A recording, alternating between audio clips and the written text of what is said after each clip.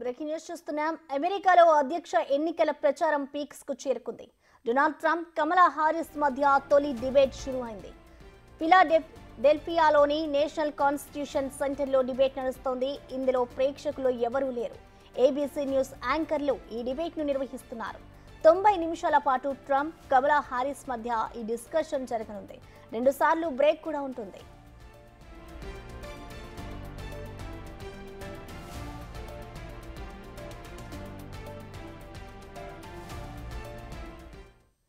ఈ భేటీకి సంబంధించి మరిన్ని వివరాలు మా అమెరికా ప్రతినిధి లక్ష్మణ్ అందిస్తారు.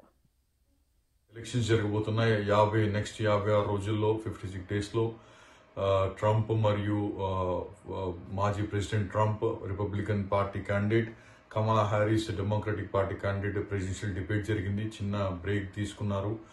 నేషనల్ కాన్ఫరెన్స్ అనే ప్లేస్లో ఫిలడెల్ఫియాలో జరుగుతూ ఉంది. సో మొదటిగా స్లోగా స్టార్ట్ అయిపోయింది. జనరల్గా మనం చూసామంటే ట్రంప్ జనరల్గా వ్యక్తిత్వంగా తాను అగ్రెసివ్గా ఉంటారు. కమలా హ్యారిస్ చూసామంటే తను ఫస్ట్ టైం గత 4 ఏళ్ళగా వైస్ ప్రెసిడెంట్గా చేస్తూ ఉంది. రకరకాల ఇష్యూస్ ఉన్నాయి. ఇద్దరు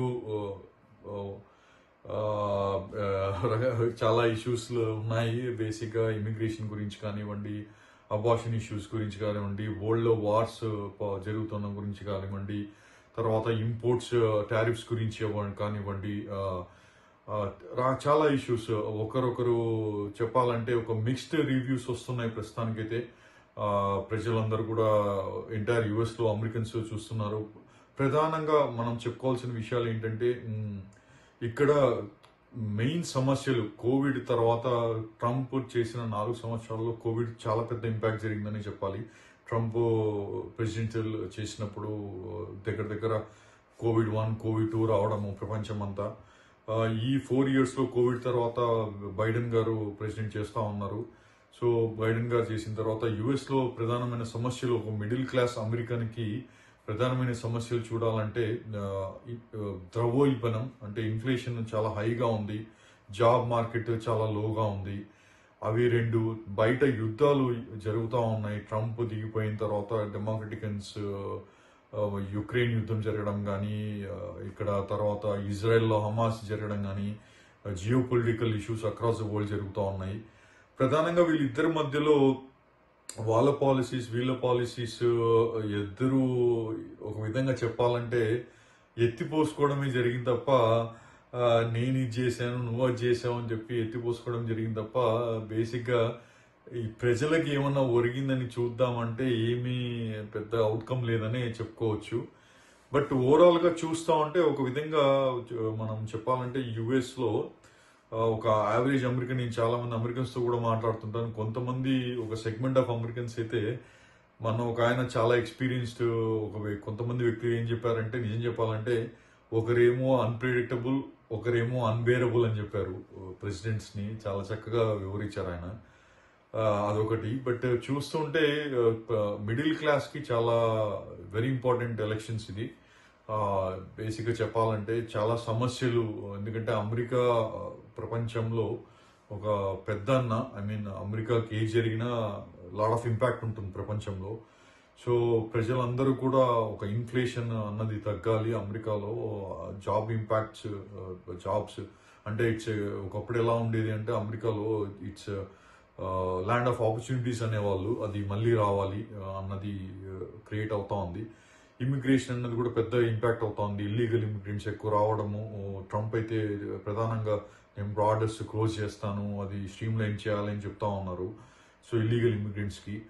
సో ఇలా చాలా మాట్లాడారు. ఇంకా బ్రేక్ తర్వాత ఇంకా ఎన్నో మాట్లాడే విషయాలు జరుగుతాయి ఇప్పుడు.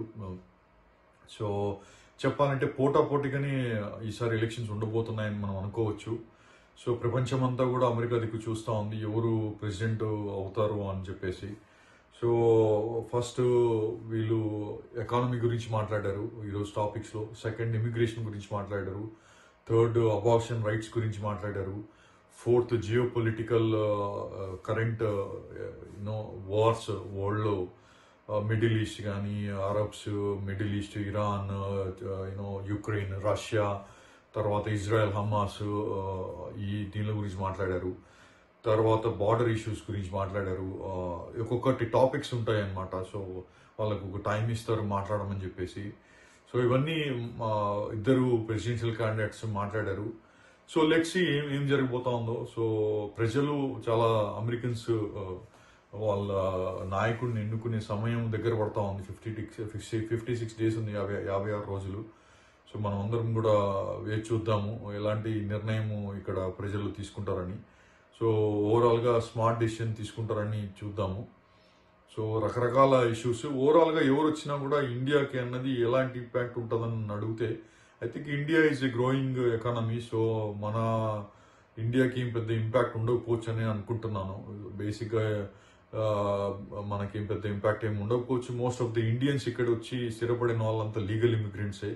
మనం ఎలాంటి ఇల్లీగల్ ఇమిగ్రెంట్స్ ఏమీ లేదు ఇండియన్స్కి ఇక్కడ. సో ఇక్కడ వచ్చి ఏమైనా ఇల్లీగల్ పనులు చేస్తే దానిపై ఇంపాక్ట్ ఉండొచ్చు, కానీ మోస్ట్ ఆఫ్ ది ఇండియన్స్ వచ్చిన వాళ్ళంతా కూడా లీగల్ ఇమిగ్రెంట్స్ కాబట్టి వాళ్ళకి ఏం పెద్ద ఇంపాక్ట్ ఉండకపోవచ్చు. బిగ్గెస్ట్ థింగ్ ఏంటంటే జాబ్ మార్కెట్ స్లో అవ్వడం వల్ల దానివల్ల ఏమైనా ఇంపాక్ట్ ఉండొచ్చు తప్ప ప్రధానంగా నేను అనుకోవడము ఇండియన్స్కి ఏం పెద్ద ఇంపాక్ట్ ఏమి ఉండకపోవచ్చు అని నేను అనుకుంటున్నాను. సో అవకాశాలు పెరిగితే మంచిది. పెద్దన్న బాగుంటే 10 దేశాలు ఇంకా ప్రపంచం బాగుంటుంది, అన్ని దేశాలు బాగుంటాయి. మనము అంటుంటారు కదా, అందరు బాగుండాలని కోరుకుంటారు ప్రతి ఒక్క భారతీయుడు కూడా. So let's see how the debate goes. నేను బిగ్ టీవీకి రిపోర్ట్ చేస్తున్నాను. నేను మీ లక్ష్మణ్, న్యూయార్క్.